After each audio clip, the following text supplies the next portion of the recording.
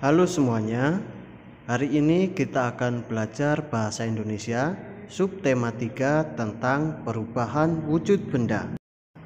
Benda dapat mengalami perubahan wujud jika benda tersebut dipanaskan, didinginkan, serta jika terkena udara terbuka.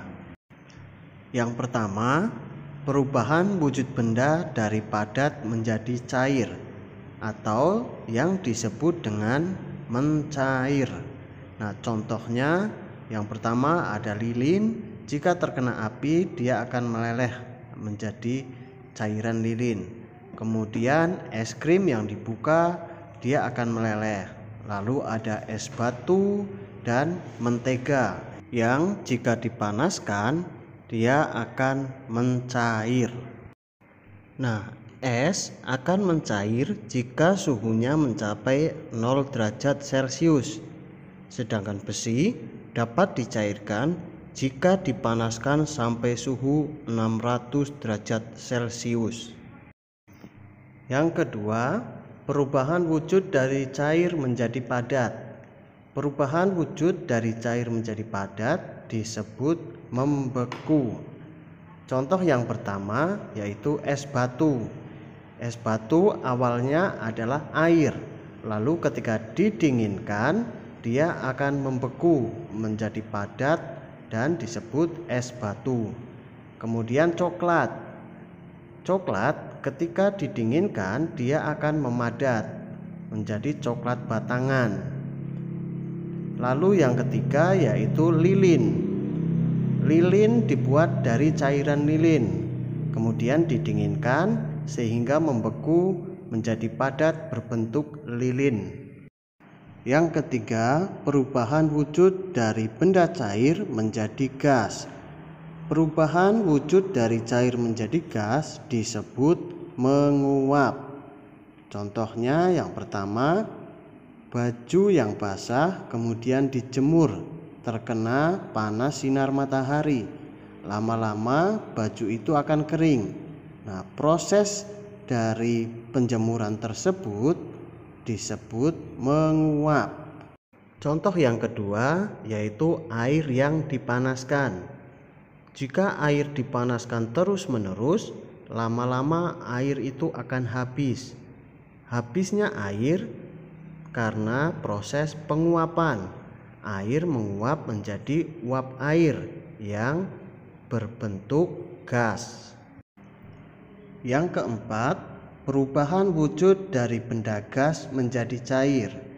Nah, perubahan wujud dari gas menjadi cair disebut mengembun. Contohnya, ketika kita memasukkan es batu ke dalam gelas, maka bagian luar gelas lama-lama akan menjadi basah karena bintik-bintik air.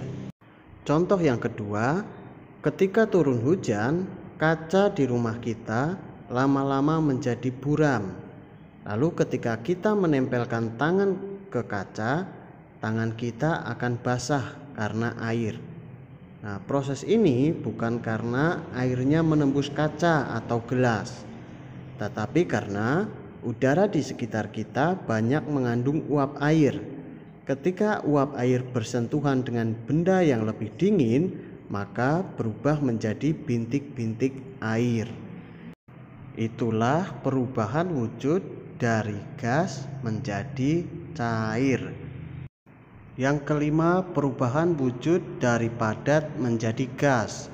Contohnya yaitu kapur barus dan biang es.